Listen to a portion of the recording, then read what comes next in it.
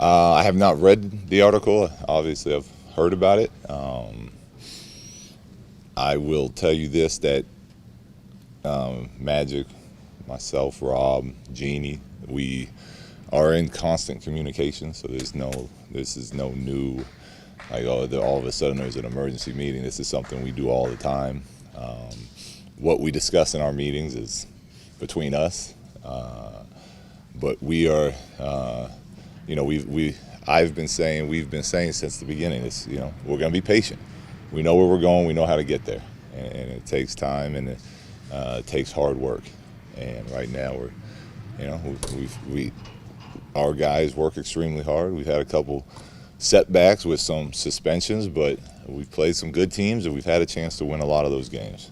And unfortunately, we haven't, but that's the NBA. We plan on winning those in the future, and we're going to keep working and getting better, and we're going to be just fine. Do you feel that anger or frustrate you to hear something like that come up? No, I got enough going on. I'm not, what my message to the players is this is what we talked about. We know this is going to happen. Every time we go on a losing streak, there's going to be stories out there and distractions out there. It's our choice to either hang on to those, or it's our choice to stay present and focus our energy and time on what we can do to get better. Do you feel like management is going to give you the latitude to be patient? I feel like I have a great relationship with management, yes.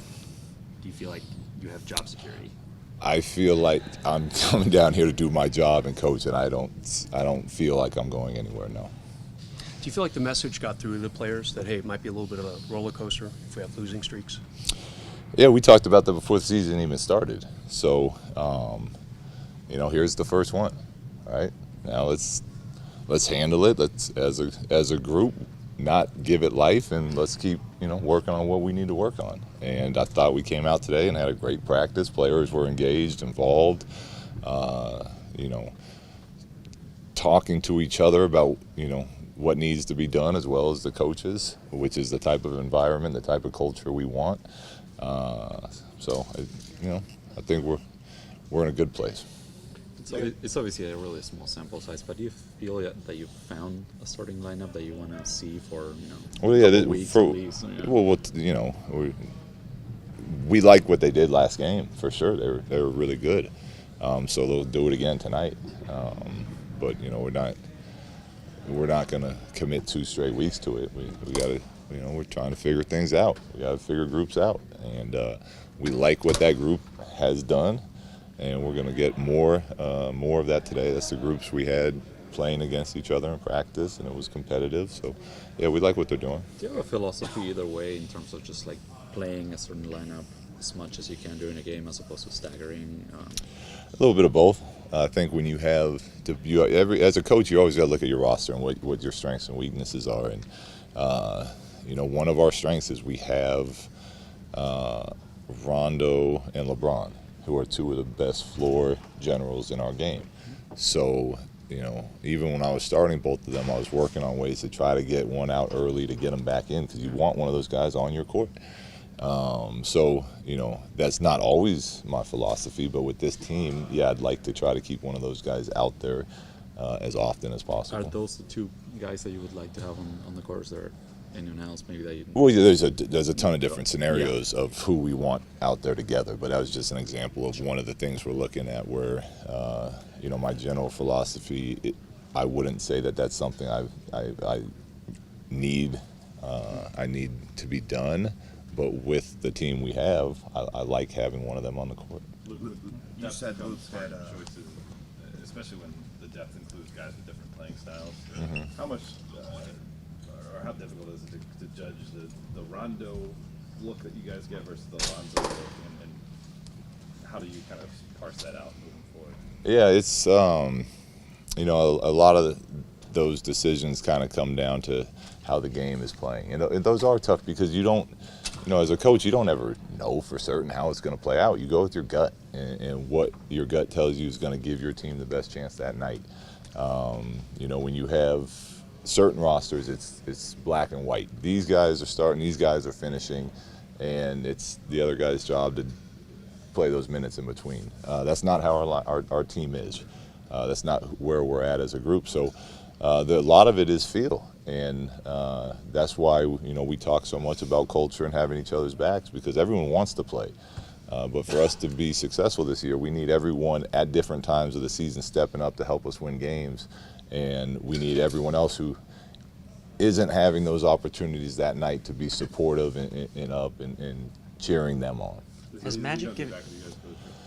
Beasley's supposed to be rejoining us, but he's dealing with some family stuff, so he knows that we're supporting him in whatever he needs in the amount of time, but he should be back, meeting us in Portland. Is the plan to play a lot of different lineups all year, or is this just kind of a feeling out process as you see which ones you can kind of go with consistently? This is we would like to get a couple lineups that are comfortable and know they're going in together, but that hasn't been our reality so far this season. So shorter training camp, less preseason games, new group of guys.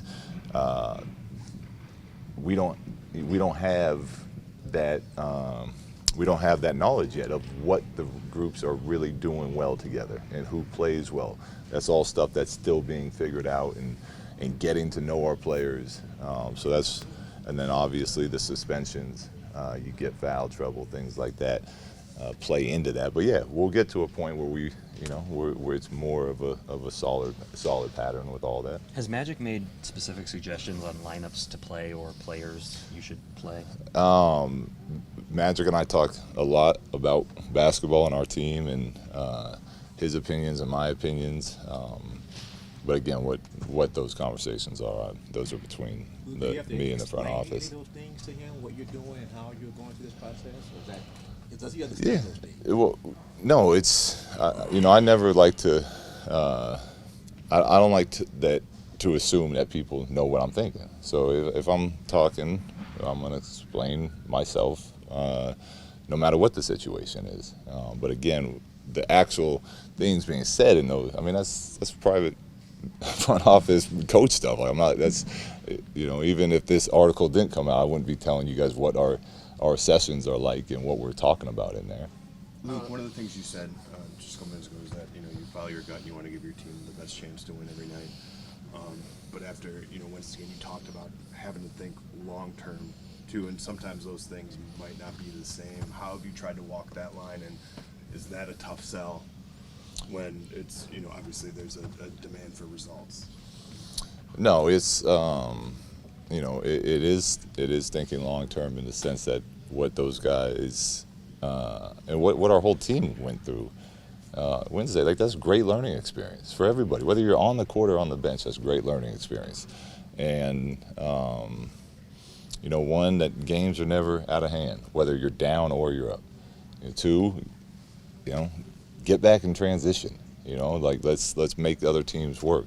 So as we're gaining this experience, we still have guys out there. I thought that group was all plus 20 something that game. Like, that's the group we thought that was going to give us the best chance of winning that night. And but the whole team gets to learn from that. Do you value that? Is that experience valued more than results at this point in the season? I don't have a chart to set up to which one's more important. It's most important right now that we're getting better. That's the priority of what we're doing. We're getting better. But as far as the ratio it's winning is nice, but getting better is what we're trying to do. You spoke a couple of weeks ago about noise and that this season players would experience more noise than ever. When you said that, were you thinking that some of that might be for yourself, or were you thinking more about the team? Yeah, it's going to be about me. It's going to be about players. It's going to be about front office. It's going to be about everything. It's just the way that it is. And I fully expected when I made those statements earlier that, I would be part of those scenarios throughout the season.